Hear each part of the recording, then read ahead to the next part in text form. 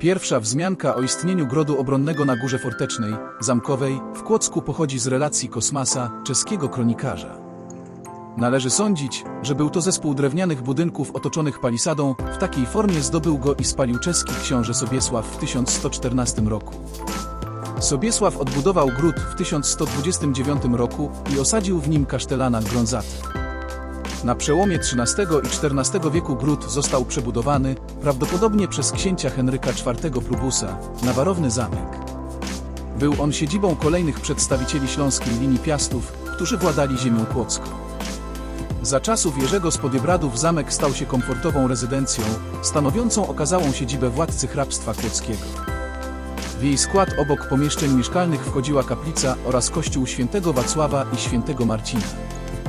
W latach 1557–1560 architekt Ernest Lorenz Kerschk rozbudował twierdzę o zamek średni i niższy. One to, wraz z zamkiem wyższym i fortyfikacjami miasta, stanowiły zespolony w jedno system obronny. W 1622 roku, po bitwie na Białej Górze, wojska cesarskie opanowały miasto. Ich działania spowodowały wiele szkód, między innymi konieczność rozbiórki kolegiaty, grożącej zawaleniem oraz budynków warowni.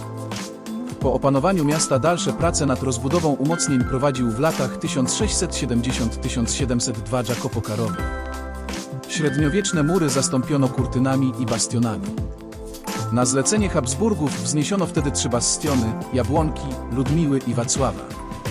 Były one podstawą umocnień twierdzy, tworzyły tak zwane dzieło koronowe, osłaniające górę forteczną od północy i wschodu.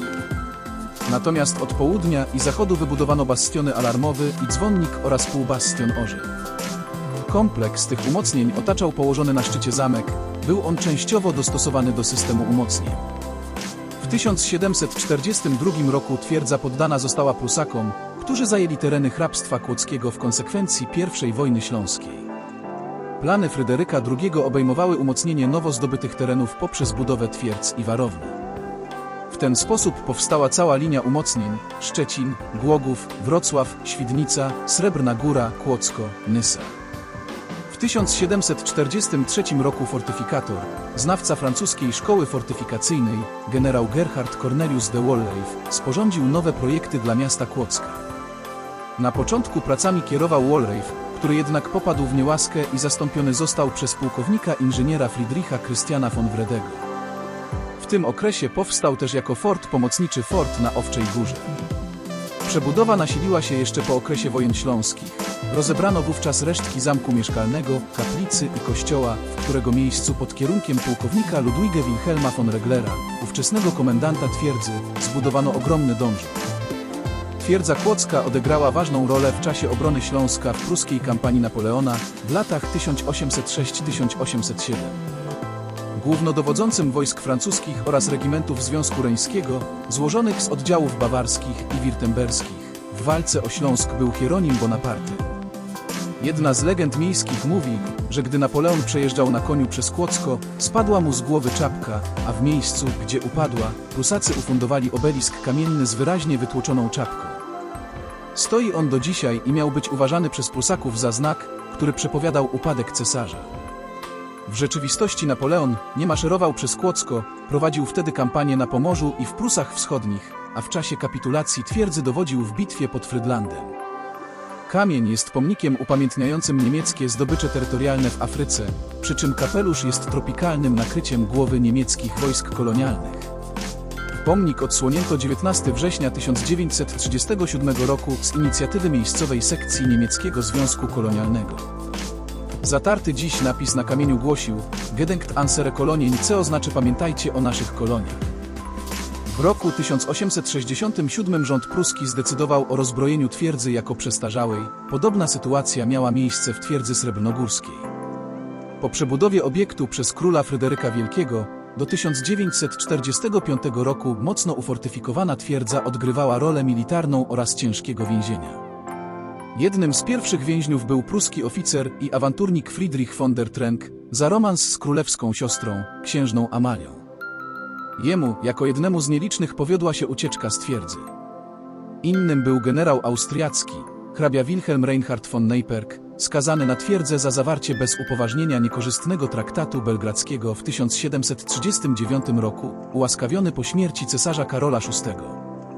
W 1864 roku w twierdzy osadzeni byli powstańcy z Powstania Styczniowego z Wielkopolski.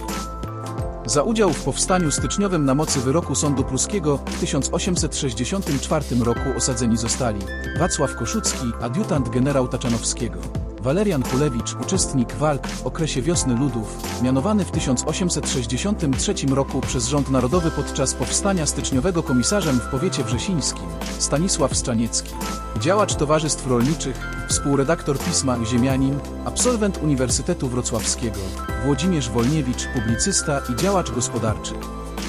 Skazany na karę śmierci i objęty później amnestią, ziemianin Erazm Wolniewicz i Jan Rymarkiewicz. W 1870 roku osadzono tu jeńców francuskich wziętych do niewoli w wojnie francusko-pruskiej. W 1911 roku więziono w Kłodzku francuskiego kapitana wywiadu Charlesa Luxa, którego za działalność szpiegowską skazano na 6-letni pobyt w twierdzy. Wsławił się brawurową ucieczką. W 1932 roku wydał książkę, w której opisał pobyt w twierdzy i ucieczkę, ośmieszając niemieckich wartowników. W czasie II wojny światowej, w latach 1940-1943 twierdza była filią obozu KZ Gross-Rosen. Umieszczano w niej jeńców wojennych, dezerterów z armii niemieckiej oraz podejrzanych o działania na szkodę III Rzeszy. Znajdowało się tu ciężkie więzienie dla więźniów politycznych. Więziony i stracony był tu m.in. Władysław Planetosz, działacz Związku Harcerstwa Polskiego w Niemczech, miejsce kaźni i obóz pracy.